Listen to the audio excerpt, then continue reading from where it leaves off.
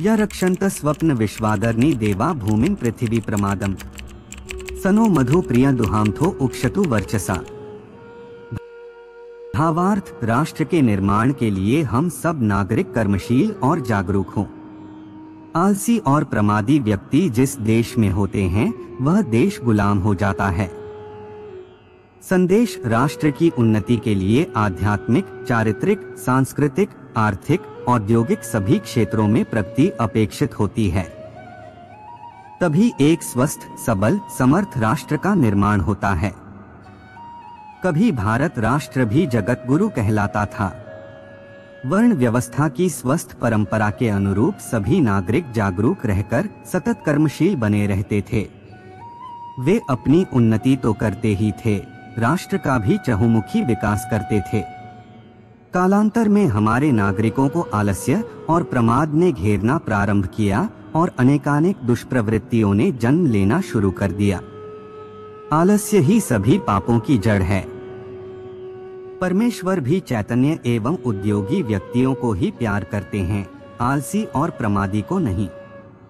जो पुरुषार्थ करने में तत्पर होता है, परमात्मा भी उसकी सहायता करने में पीछे नहीं रहते। आलसी व्यक्ति भाग्य के भरोसे बैठे रहते हैं और सदैव दीनहीन ही रहते हैं। सहोरुरो रोहितः, उन्नति उसी की होती है जो प्रयत्नशील है।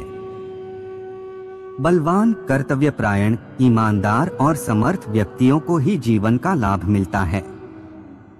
आलसी, प्रमादी बातों का बोध कराता है।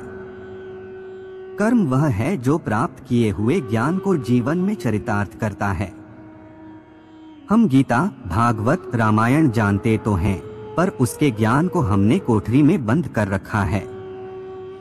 उसे कर्म में उतारना चाहिए। अपने अंदर के दोष, दुर्गुणों, कषाय कल्मशों को बाहर निकालना चाहिए, तभी भगवान की कृपा प्राप्त होती है। ज्ञान और कर्म के समन्वित स्वरूप को जीवन में उतारना ही सच्ची भक्ति है।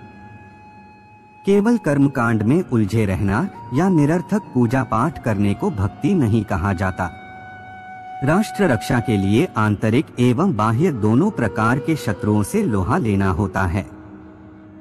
महाभारत युद्ध के समय भगवान कृष्ण ने अर्जुन को इस बारे में कैसा स्पष्ट व सारगर्भित उपदेश दिया था। आज भी वह पवित्र गीता संसार में प्रकाश स्तंभ के समान सबका मार्गदर्शन करती है। बंधु बांधव, सगे संबंधी कोई भी राष्ट्र से ऊपर नहीं होता। राष्ट्र की रक्षा के लिए यदि उनका वध भी करना पड़े तो वह भी धर्मानुकूल ही होगा।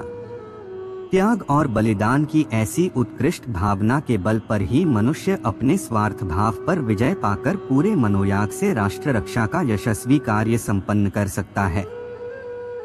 हमारे मन में राष्ट्र रक्षा के लिए त्याग और बलिदान की भावना रहनी चाहिए।